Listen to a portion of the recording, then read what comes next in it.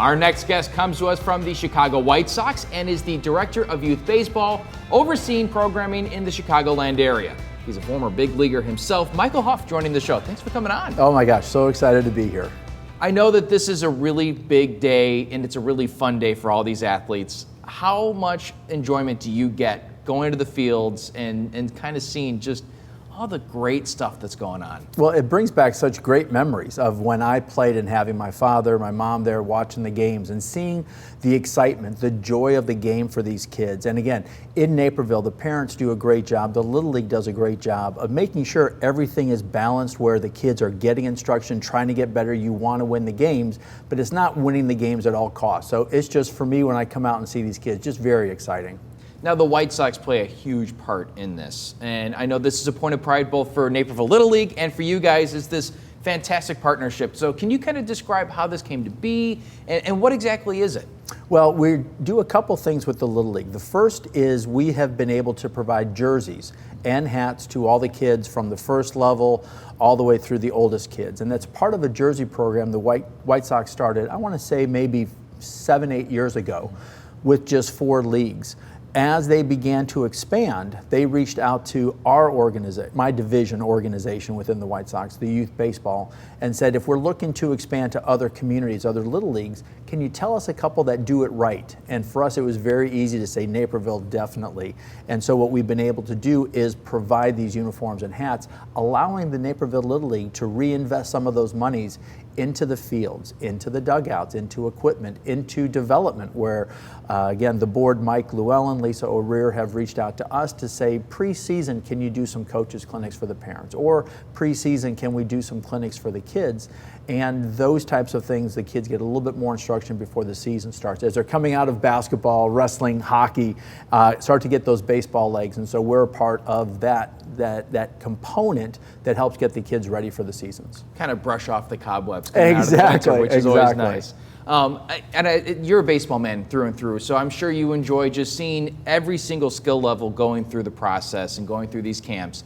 How did the inception of that begin, where the White Sox said, let's really invest in the community, try and get baseball into the community and help kids along the way? Well, the Bull Sox training academies, what I oversee now just for the White Sox, started over 30 years ago, and it was just summer camps that 15, 20 years ago, the White Sox decided to buy a bricks and mortar facility and do year-round training.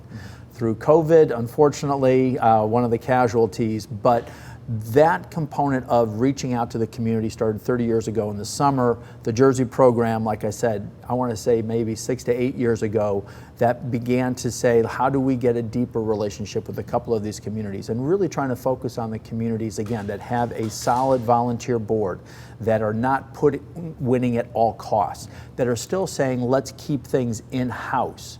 Because the travel, as we've talked about, is just grown almost to an unhealthy proportion. But Naperville, one of only a very small handful of communities that truly has a path for the kids, starting at 7 years old, that if they truly love baseball, if for some reason they're lucky enough to have that body that translates to going to play beyond just high school, Naperville is providing an in-house experience for the young kids that can transition into Scott Lawler's AI9 programs once they're in middle school, that can transition into the White Sox elite high school travel teams if they truly want to continue to play. And we can say with the board how it's what we've seen as the unhealthiness in other communities forcing kids to have to choose baseball year-round at the age of 9, because what 9-year-old knows if they want to play an instrument, if they want to be in theater, or if they want to play sports? And then if it's sports, is it really baseball?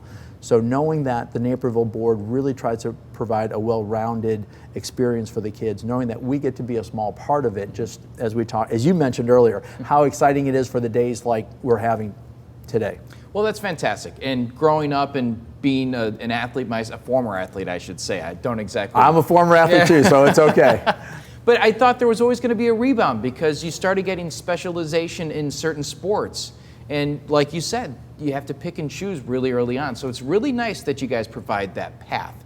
What kind of reception have you gotten from parents that, that maybe they've reached out and said, this is fantastic? I think the response has been tremendous, mostly to the Little League, for the parents reaching out to Lisa saying, thank you. We were afraid at 8, 9, 10, we may have to jump to one of those full-time organizations just because our child loves baseball so much. But knowing that you are providing that for us here in Naperville, we can keep him with his friends, and we can wait a few more years to see if he truly loves this sport more than another sport, more than another type of activity. So for us, it truly is, Naperville, a very unique community that is so well-rounded, and we're very excited just to be a small part of it.